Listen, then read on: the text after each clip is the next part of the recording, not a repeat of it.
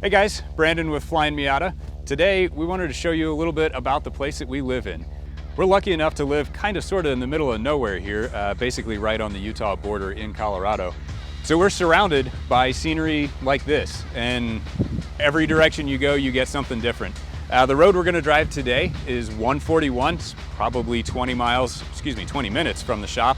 So this is one of our go-tos for just a fun drive. You've got big open stuff, you've got tight twisty stuff, lots of different scenery, that kind of thing.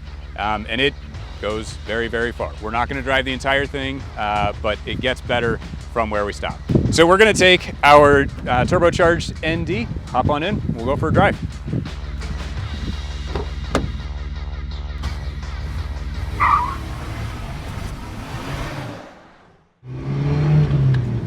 Alright, so this is basically the beginning of the fun part here.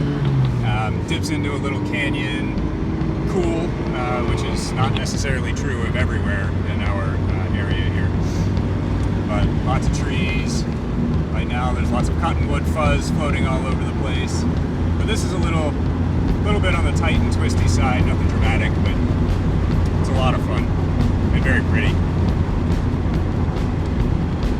Once we get through this, it's going to open up more. We'll kind of start climbing. Still pretty twisty, but not down in with all the greenery here.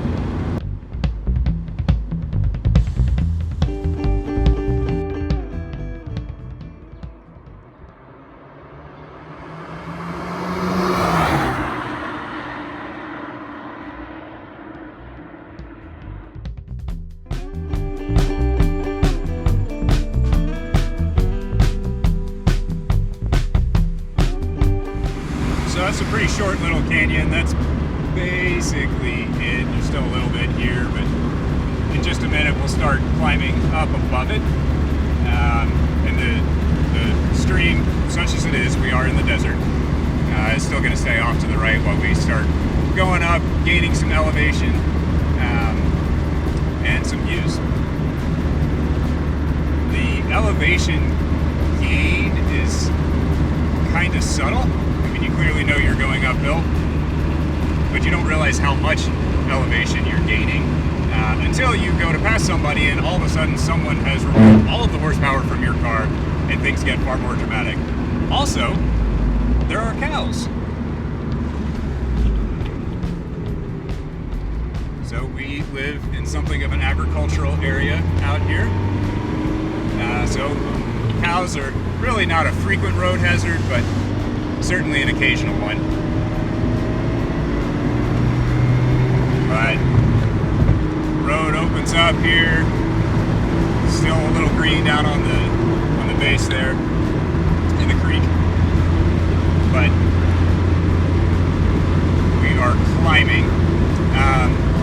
If you don't already, you should definitely have a turbo in your car because it makes hills much more entertaining and the elevation much less obvious. So fortunately we've got our turbo kit in this guy. We also have our Fox suspension, so great setup for this road. It's also a very good, this is a real road. It's not a perfectly butter smooth bit of pavement. You can see it's very chunky here. The car moves around a little bit, not at all upset, not even a little bit.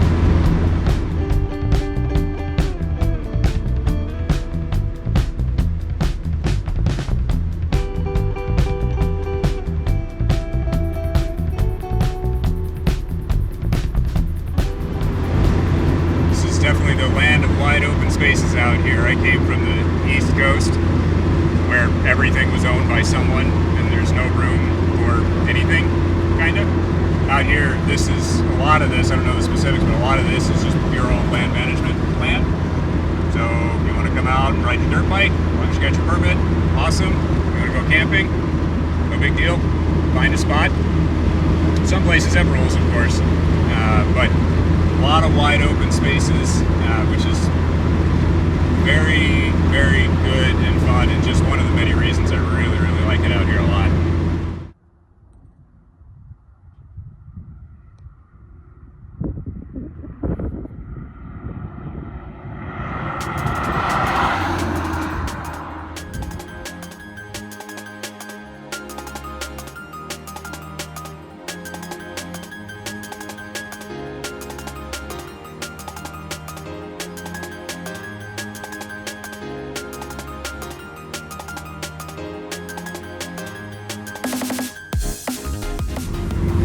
section here, as you saw, is a bit of everything, some straights, some sweepers. This section doesn't have too much in the way of tight corners, but kind of. But just a really fun, pleasant place. In traffic, but not a lot of it. Very little, really.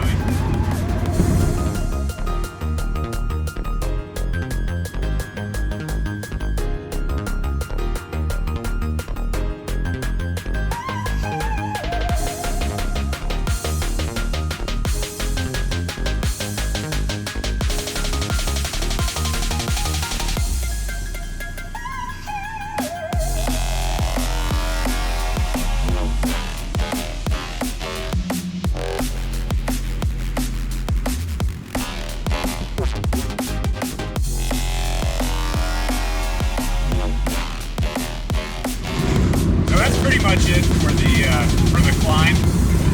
It's definitely not it for the entire road.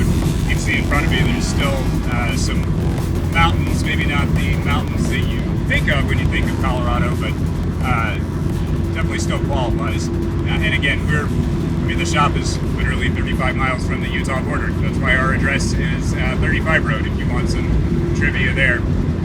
If you're an engineer, you would love our road naming system. If you're not, it'll drive you up a wall and not make any sense.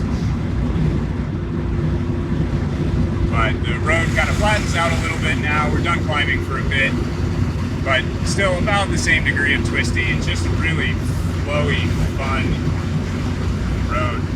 And a real road, you know, not buttery smooth, but not very chunky, not real broken out. Certainly no concern about damaging your car, or your tires, or anything like that. You know, I mean, assuming you stay on the road and don't hit an animal, but you know, details. A few cattle guards here and there, but a little burp and we're done.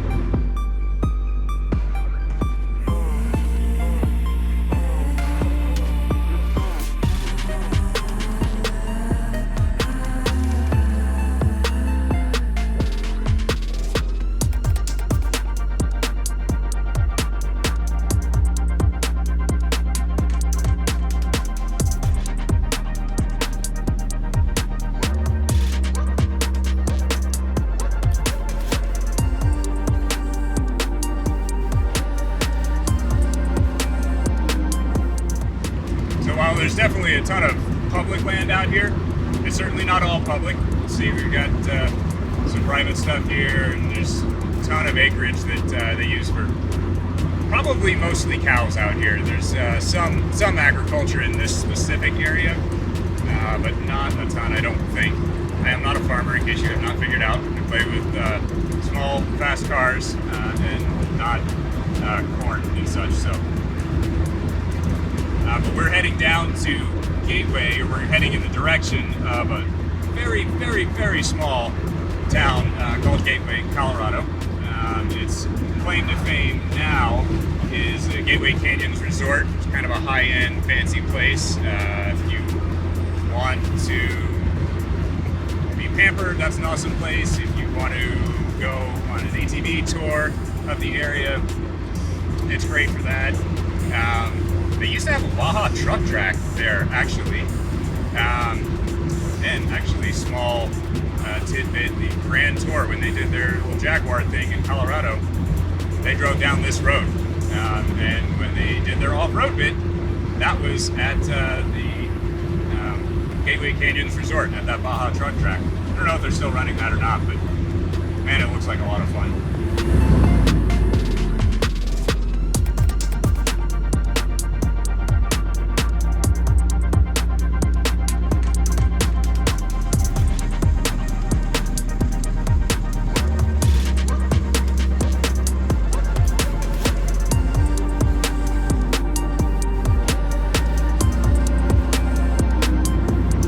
See the roads, real fun, little back and forth, super flowy section there.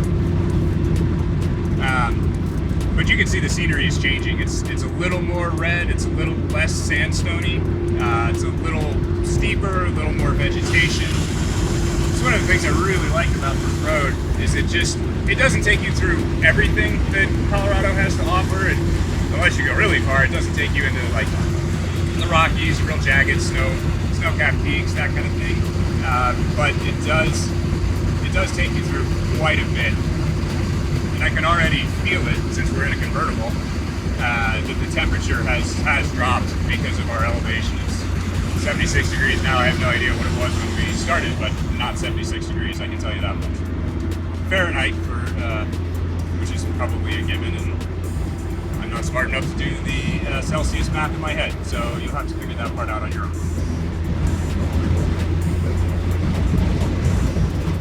Some of the rock up here is really neat looking, very sheer faces, which is very different from the sandstone and even the red cliff kind of stuff, that we saw back there a ways.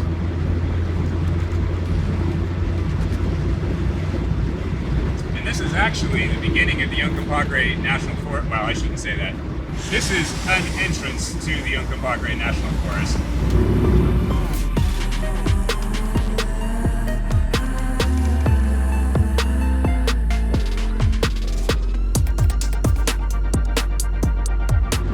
So it climbs a lot. It climbs up onto this cliff you see here, and then some. It's not right on top. It's back a ways. But another really, really pretty, awesome place. You will need a Jeep or an off-road Miata, if that's your thing. More power to you. Some sections truly do require four-wheel drive and or low range. Probably and low range, but it's still an awesome place. So from here, the road, again, it's pretty flat through here. There's probably more elevation change than you realize, but it opens up. Not quite so much of the tight turns, definitely more of the big open sweepers. And you can see how the scenery is still changing. If my wife were here, she'd be talking about geology and all the rocks and everything. But the rocks are definitely different now than they were back there ways.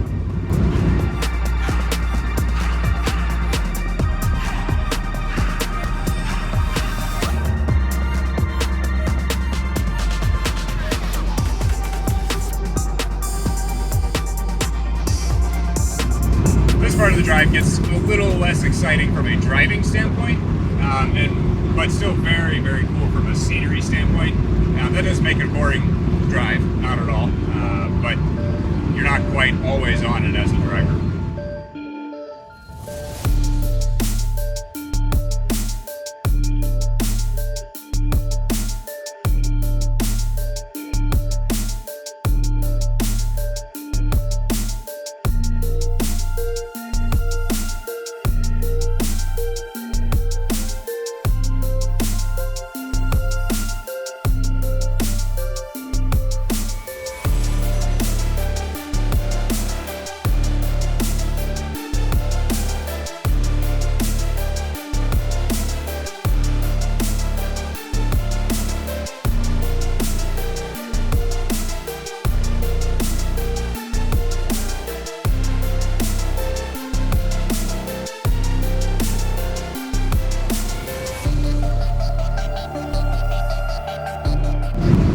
One of the things I like about living out here, aside from, well, actually kind of including cars, is that when winter hits, it's just different sport season. You know, you do dirt biking and mountain biking and rock climbing, rafting, whatever you're driving, whatever your thing is in the spring, summer, fall, and then in the winter, that just transitions into snowmobiling, skiing, maybe snow track, if you're lucky enough to know people, because I have never had so much fun at 30 miles an hour in a car as driving sideways on snow. Fantastic. So you can see it's changing more now. The mountains mostly kind of getting a little more mellow. There's a lot fewer trees here. You can see the valley. And then there's still some cliffs, but again, different kinds of rock again. And that's one of the really cool things about this, is it just changes everywhere you go.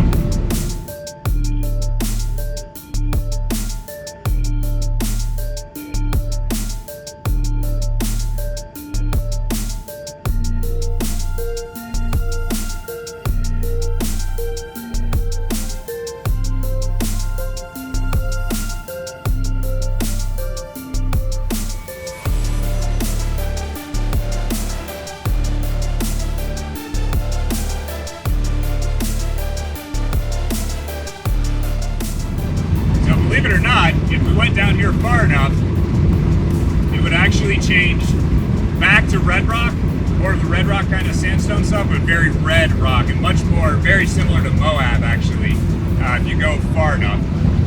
We're not going to go quite that far today, but very cool. And you can drive to Moab this way.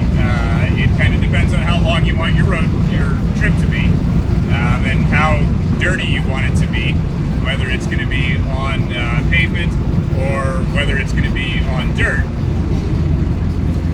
So you can see there's definitely some straight sections on the road here, but it's still fun. It's still gorgeous, and you can see the mountains are changing in their character. Again, you can actually see on the right you've got a little more kind of sandstone-y. I'm sure a geologist would correct me, but basically to me they look a little bit different. And then off on the left, it's more of a sheer, more sharp breaks, and all of it is really pretty flat on top. It certainly appears so from here. Oh, tidbit, back behind this, if you've ever been out here, you know about it because we do drives over here as well, but is the Grand Mesa, which is the largest flat top mountain in the world. And it is gorgeous up there, but up on the mesa it's more alpine forest, big fir trees, aspen trees. There's a ski resort up there. Just very, very different, but very, very pretty. And just generally pleasant. Plus, when it gets to be 100-something degrees in the desert in the summer, you go up to 8,000–10,000 feet on the mesa, and it's pleasant. It's lovely. It's very cool.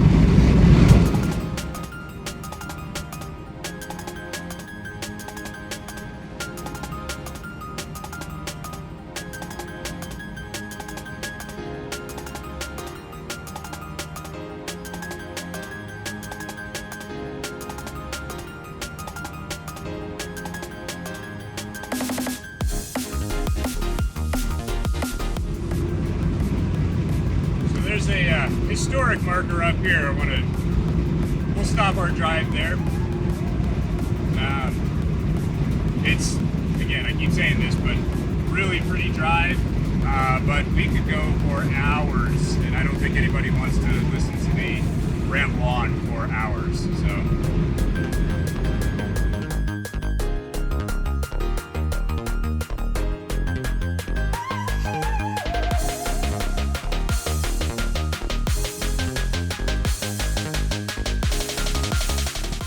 All right, well, that was a very small segment of Highway 141 in Colorado here. There is a whole lot more where that came from, and it gets even better. If you liked it, give us a like. If you've got a comment, please drop that in, let us know. Hopefully you guys will join us next time. Thanks for stopping by.